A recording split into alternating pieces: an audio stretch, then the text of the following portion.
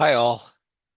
For 2 years now, the Psi Alpha chapter of Sigma Kappa Delta has published a literary journal for Odessa College, OC Oraciones. The latest issue, our fourth one, is about hope. Before I launch into the remarks I wrote for it, I think it is important to put this journal, really this 2 year endeavor, into proper context. The staff at the college have discovered numerous other literary projects Odessa College students have made over previous decades. When I've perused those artifacts, I realize I have a lot of work to do in learning the history of Odessa and the college. They're parts of another world, one which defines the area I live in, but can feel awfully distant at times. I sometimes imagine that the writing and art in them complements lost yearbooks, ones packed with inside jokes and slogans pertinent to local legends formerly known. While I would love to tell you that good writing and art stand on their own, little or no context required, that simply is not true. We have to take the effort to put it all together, to understand what it is our students and community grapple with and want. And to that end, it helps to publish regularly. What happens in that case is one issue shapes the context for the next. There's a dialogue the various writers and artists have among themselves, even if they themselves cannot see the form entirely. To take a not so small example, note how many photographs in the publications below try to capture the natural beauty of the desert. This is not just indulging a hobby. People are keenly aware of the byproducts of running the economy the way we do.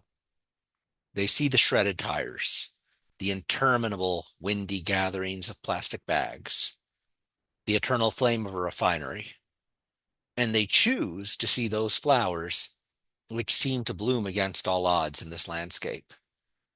In like manner, you can pick nearly any theme and see what our various creatives are thinking through from a number of angles. The value of context is not limited to documenting a specific time and place. It is for framing a discussion of our highest aspirations. Again, our latest issue is about hope, and I'll read now from my opening remarks to it.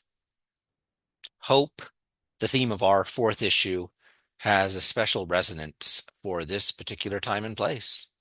No, there hasn't been a devastating slowdown in the oil industry, not yet. But life is more than work, and the conditions within which we live are questionable. Texas, if considered an independent country, is the eighth largest economy on earth. At this moment, it leads the nation in hunger. At least 10,000 children in Ector County are food insecure. War, poverty, and abuse are everywhere if we care to look.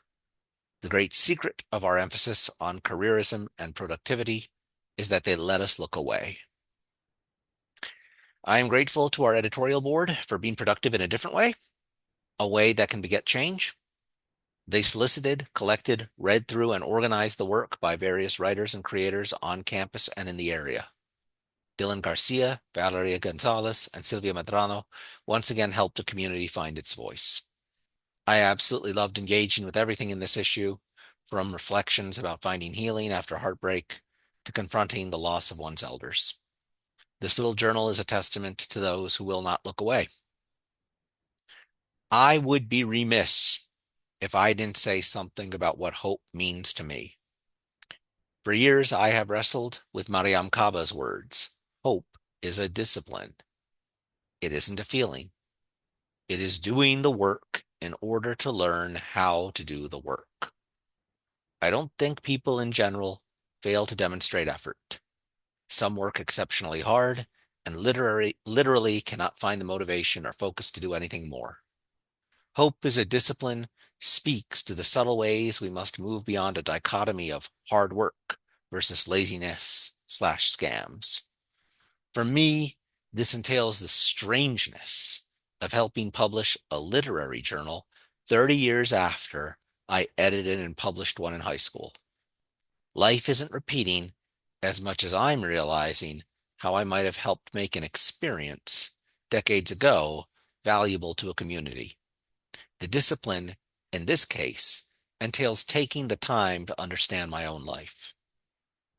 OC Oraciones is published by the Psi Alpha chapter of Sigma Kappa Delta.